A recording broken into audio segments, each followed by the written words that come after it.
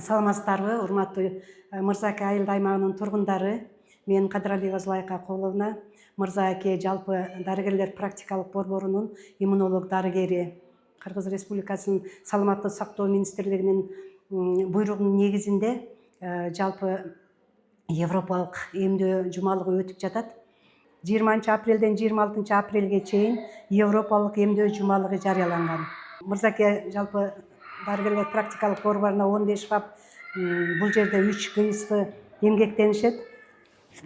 Ошонун негизинде календардык план боюнча 2 айдан 3,5 ай, 5 айлык балдарга кептөр, көкжөтөл, селейме, шал оорусуна каршы эмдөөлөр жасалат. 9 айында шал оорусунун инъекциялык түрү жасалат. 1 жашында кызамык, тепме жана кызылча оорусуна каршы эмдөө жасалат. 6 жашынан 11 жаш, 16 жашка чейин өспүрүмдөр арасында да кептөр, селейме ооруларына каршы мындай бышыктоочу ревакцинация делип аталат. Ошо бышыктоочу дозалар жасалат. Ошондой эле өспүрүм кыздарга 11 жашында ВПЧ вакцинация жасалат. Ошол боюнча 16 жаш, 26, 36, 46, 56 болуп улуу муундагы адамдарга дагы бул план боюнча жасалат.